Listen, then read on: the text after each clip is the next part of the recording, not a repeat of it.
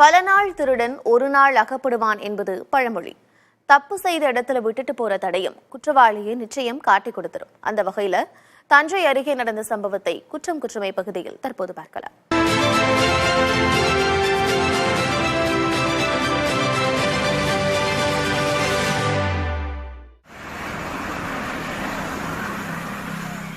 நெல் விளைகிற தஞ்சாவூர் மாவட்டத்தில் திருவிடைமருதூர் பக்கத்தில் இருக்கிற ஊர் தான் பந்தநல்லூர்.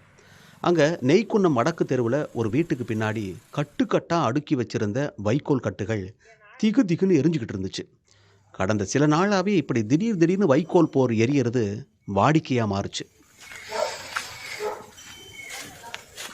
அதுவும் இரவு நேரங்கிறதால வைக்கோலில் பற்றின தீ அந்த முழு பகுதியில் இருந்த இருட்டை கிழிச்சு ஒளியை பரப்பிக்கிட்டு இருந்துச்சு.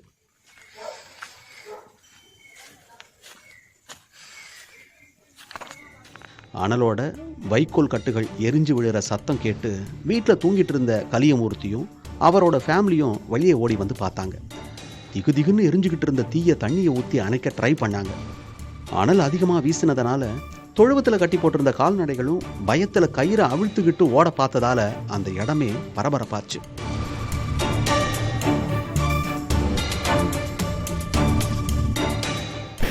தீ அணைஞ்சு புகை மட்டும் வெளியேறிட்டு இருந்தப்பதான் தீ தானா எரியில யாரோ சதி பண்ணியிருக்காங்க அப்படிங்கிற எவிடன்ஸ் கலியமூர்த்தி கண்ணில் பட்டுச்சு. தீயை அணைச்சிட்டு ஆசுவாசப்படுத்திக்கலாம்னு உக்காந்தப்பதான் வீட்டோட சுவத்தில் இந்த மாதிரியான சம்பவங்கள் நீடிக்கும்னு மிரட்டுற வகையில் தொடரும்னு பிழையாவும் அப்புறம் பிழை திருத்தப்பட்டு தொடரும்னு எழுதப்பட்டிருந்துச்சு.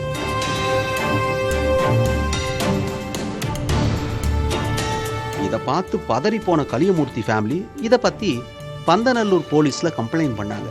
ஸ்பாட்டுக்கு வந்த திருவிடைமருதூர் காவல் துணை கண்காணிப்பாளர் ஜாஃபர் சாதிக் தன்னோட டீமை வரவழைச்சு இன்வெஸ்டிகேஷனில் இறங்கினார்.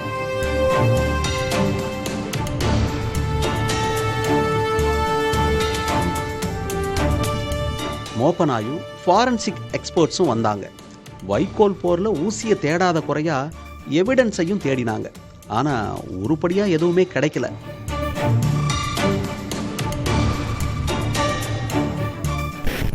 சந்தேகப்பட்ட 10 பேரை பிடிச்சு போலீஸ் வழக்கமான பாணியில விசாரிச்சும் கல்பிரிட் யாருன்னு கண்டுபிடிக்க முடியல.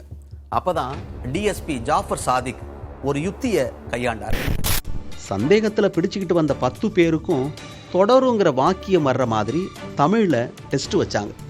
அதுல 9 பேரும் தொடரும்னு சரியா வாக்கியத்தை எழுத, ஒருத்தர் மட்டும் சுவத்துல எழுதிட்டு போன மாதிரி தெடரும்னு எழுதி இருந்தாரு. அதை வச்சு அவர் அரெஸ்ட் பண்ணி விசாரிச்சப்பதான் வைக்கோல் போருக்கு தீ வச்சதை ஒத்துக்கிட்டாரு.